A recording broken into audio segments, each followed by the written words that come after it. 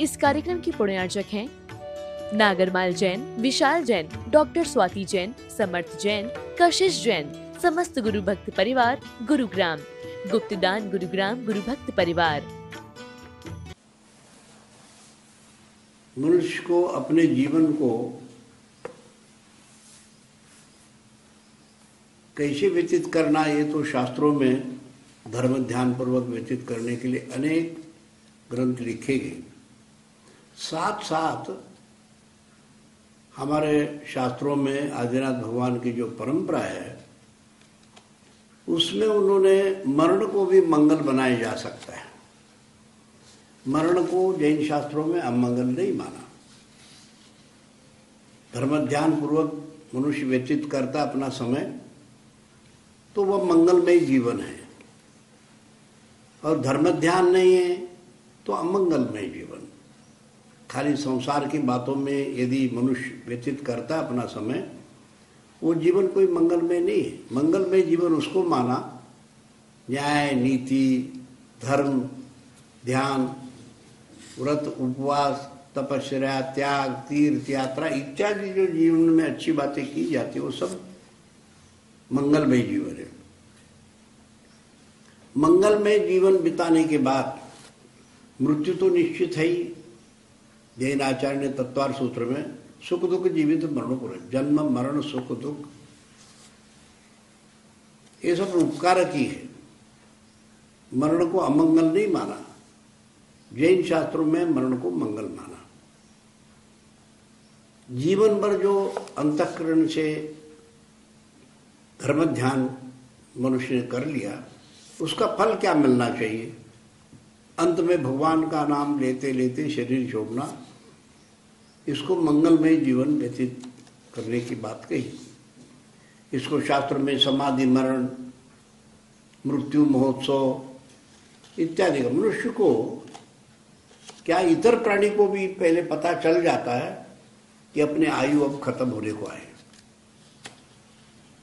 ऐसे मनुष्य तो विवेकी, ज्ञानी, सम्यक ज्ञानी, समझदार, परम विवेक संपन्न, धर्म ज्ञान के बाद उसमें एक बहुत बड़े विवेक संपन्नता की जागृति होती है।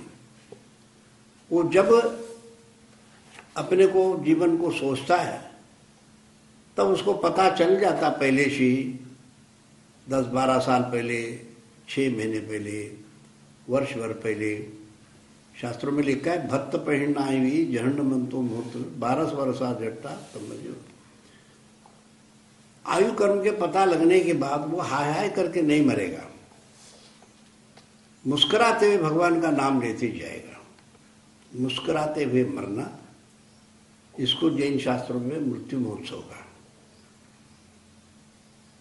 अंतिम क्षण तक जीने की कोशिश करने में जैन शास्त्रों में कोई विरोध नहीं है। निष्प्रतीकार शब्द है। औषध ले लो, बुढ़ापा नहीं आए इसके लिए भी कोशिश करो, सब कुछ करो, उपचार करो, कोई उपचार बचे नहीं। परंतु जब आप ऑक्सीजन लेके जीने के बजाय भगवान के नाम स्मरण ही सबसे बड़ा ऑक्सीजन है। भगवान का नाम स्मरण, सोहम, निश्चय स्वरूपोहम, धर्म ध्यान स्वरूपोहम, अनंत ज्ञान स्वरूपोहम, ऐसे जो मंगलमय मंत्र है उनको स्मरण करते करते शरीर को छोड़ना चाहिए। ये भी एक विद्या है, ये भी एक ज्ञान है। इक्ष्वाकुवंशी लोगों का वर्णन करते समय एक स्थान में लिखा है कि वो अपने जीवन को, लोग कहते हैं घराना आदमी है। घराना उसको कहते जो धर्म ध्यान पूर्वक अंत में भी अपना धर्म ध्यान नहीं छोड़ता हो, विशेष धर्म ध्यान करता है। विधि का विधान और भाग्य की रेखा बदलनी है तो धर्म ध्यान सर्वश्रेष्ठ है। तो इक्ष्वाकु वंशियों के घराने के परिपाटी बताते हुए एक स्थान में बहुत सुंदर श्लोक है।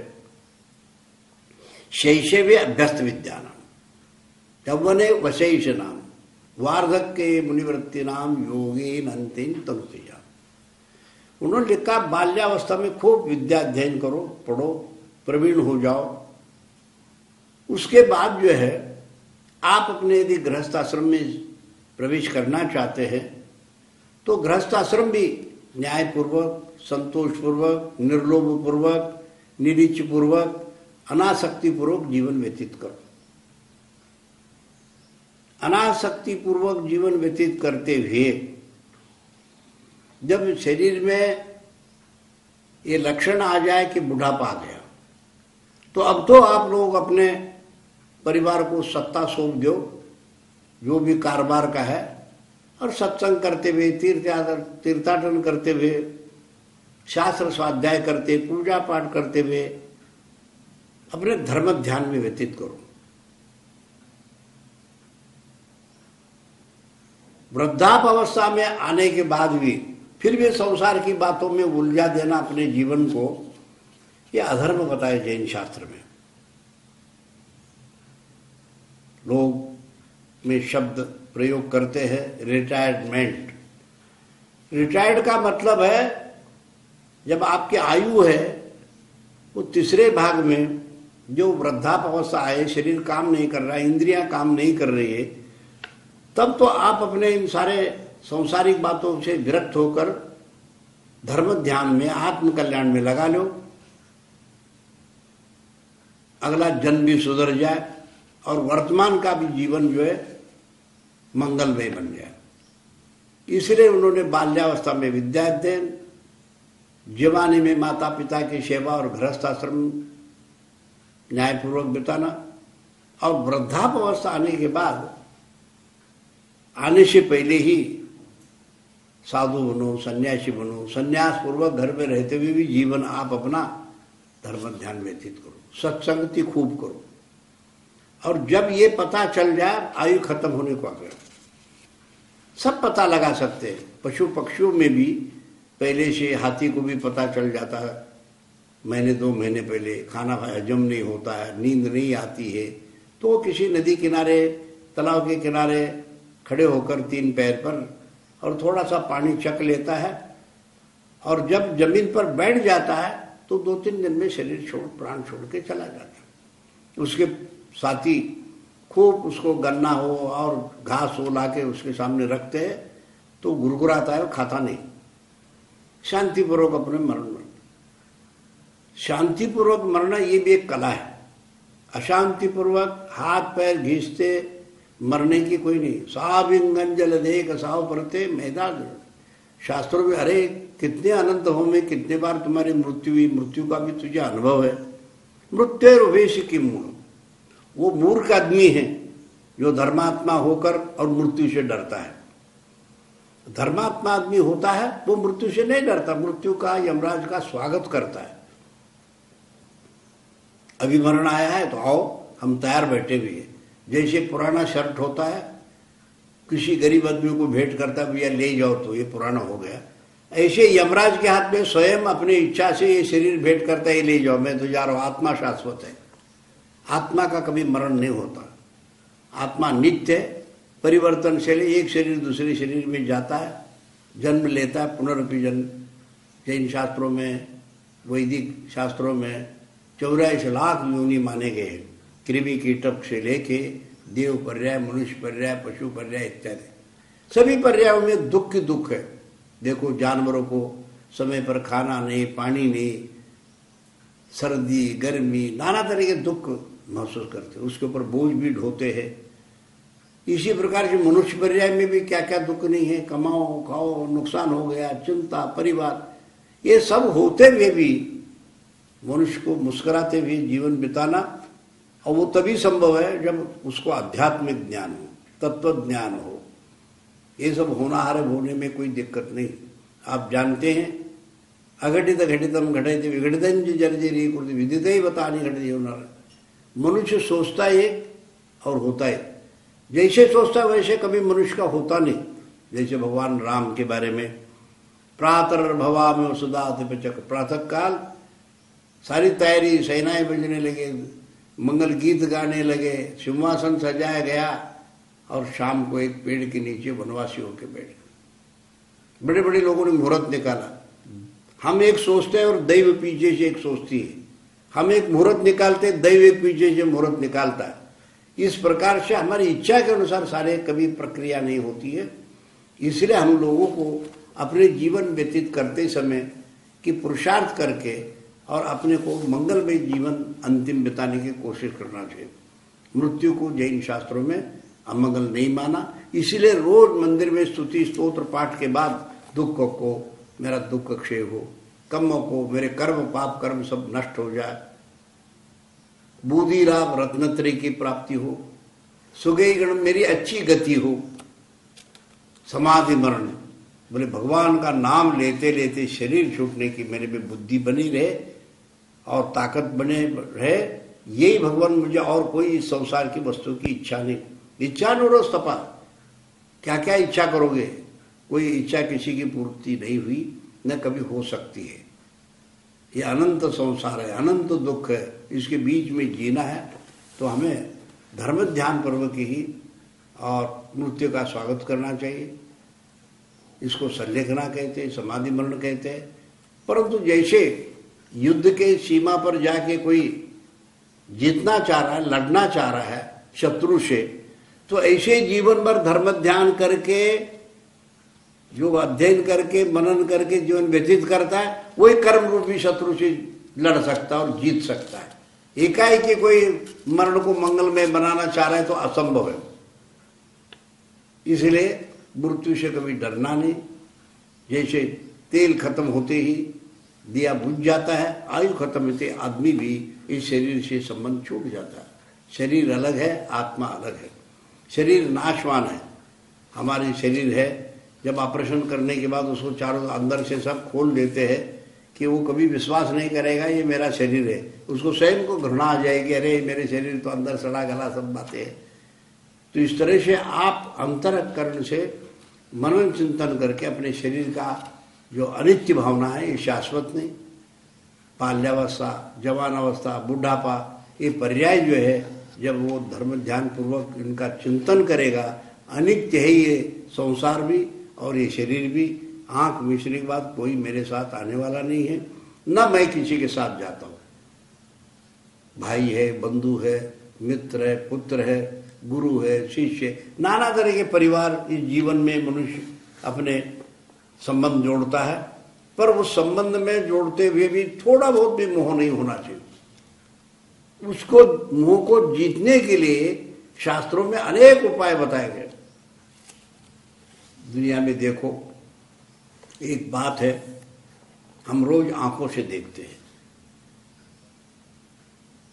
कानों से सुनते हैं। कानों से क्या सुनते हैं, बोले अमुक आदमी इतना बड़ा था और मृत्यु होगी, वो चला गया। और आंखों से देखते शव यात्रा, घर के सामने से बोलते अरहंत नाम सत्य है, राम नाम सत्य है, बोलते लोग, आवाज सुनते साहब देखो अभी कितना बड़ा अच्छा आदमी था और ये जा रहा है, खत्म हो गए उसके खेल। और इतना ही नहीं, खंधे पर लगाकर स्मशान भूमि तक पहुंचा के भी आते हैं और वहां दहन क्रिया भी आंखों से देखते हैं। और ये भी पता है कि एक दिन मेरा भी ऐसे होना है, फिर भी ये जीना चाहता है। ये आश्चर्य की बात है। जब नंबर आना है, क्यों लगी हुई है मृत्यु की, उस क्यों से आप बच नहीं सकते। आयु खत्म, जीवन खत्म। आत्मा शाश्वत है, इसलिए आत्मचिंतन करें। हमने जो धर्म ध्यान आत्म कल्याण के लिए जो कुछ किए, वो आत्मा पर संस्कार पड़ते, सम्यक ज्ञान के, सम्यक दर्शन के, वही शाश्वत सुख के कारण बन जाते हैं।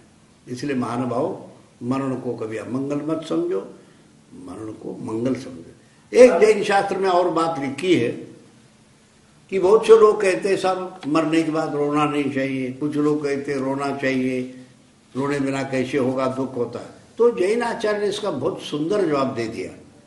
उसके लिए रहो जिसने धर्म ध्यान, परोपकार, सेवा, सत्संग, तीर्थ यात्रा, पूजा पाठ, पंच कल्याण, अच्छी से अच्छी बातें धर्म के नहीं किए वो, और ऐसे व्यसनों में पड़ गया, नाना तरह जुआ खेला और भी व्यसनों में पड़ा, शराब आदि पी पी के सड़कों पर लेटा, और वो यदि मरता है, अरे हमारे घर में ऐसा पैदा हुआ, जुआ खेलता था, व्यसनों में पड़ा, बर्बाद कर लिया जीवन, उसके लिए रहो, कोई बात नहीं।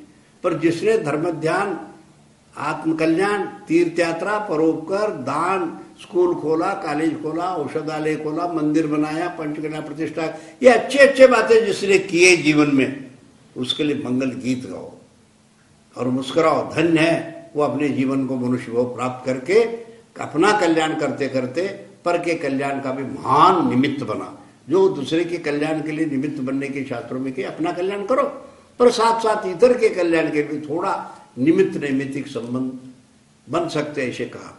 आचार्य अमृतचंद्र आध्यात्मवादी थे। उन्होंने जीवन भर अपने आत्मा को छोड़कर और किसी पदार्थ को मत दो, परमात्मा का चिंतन छोड़कर और किसी का चिंतन मत करो। बड़े उच्च कोटि के अध्यात्मवादी थे अमृतचंद्र आचार्य। अमृत कलश इतने पिलाए उन्होंने अपने श्लोक कारिका के माध्यम से समय सार में, जिसका कोई सीमा नहीं। वे आचार्य अंत में कह गए, पर वेदनाम विना निज वेदनाम धन धन से जाए थे। दूसरे के दुखों को देख के तुम भी थोड़ा मदद करो, सहभागी हो जाओ। यदि आप सुखी होना चाहते हैं, दूसरे के दुखों के साथ सहभागी होके जितना भी बन सकता उसको भी कथनचित क्वचित मदद करो और अपना जीवन सफल बनाओ। जो दूसरे के अपने जीवन में परोपकार, औषध दान, आहार दान, ज्ञान दान, शास्त्र दान, ये वस्तिका दान इत्यादि जो दान करके और परोपकार सेवा करता है, वो अच्छे गति को, सदगति को पाता है। वो जो आत्मा पर प्रभाव सम्यक ज्ञान सम्यक दर्शन के पढ़ते, सम्यक दर्शन सबसे श्रेष्ठ है। सम्यक दर्शन, सम्यक ज्ञान, सम्यक चारित्र, तीन इतने वैज्ञानिक है। इनके प्राप्ति के लिए जैन शास्त्र में बहुत शास्त्र लिखे गए, उपाय बताए गए। मैं एक बहुत रूपक बनाकर समझाता हूं। सम्यक दर्शन क्या चीज है? एक शाश्वत और विश्वास, किस पर? अपने आत्मा पर, परमात्मा, तत्वज्ञान। तो विश्वास कैसे, इसका एक दृष्टांत दिया आचार्य अकलंग देव ने कि भैया 10 डॉक्टर है अलग अलग उपचार करने वाले। 2-3 डॉक्टर के घर छोड़ के चौथे डॉक्टर के घर में आप जाते, डॉक्टर साहब मुझे ये उपचार करो, ये बीमार है। उसी के पास क्यों गए? तो आपको विश्वास है उस पर कि ये जल्दी औषध देके ठीक करता है। उसके बाद वो कहता है कि मैं देखो, आप तेल नहीं खाओ, मिर्च नहीं खाओ, पत्ते पालो, खटाई नहीं खाओ इत्यादि ज्ञान कराता है। इस कार्यक्रम की पुण्यार्जक थे नागरमाल जैन, विशाल जैन, डॉक्टर स्वाति जैन, समर्थ जैन, कशिश जैन, समस्त गुरु भक्त परिवार, गुरुग्राम, गुप्तदान गुरुग्राम गुरु भक्त परिवार।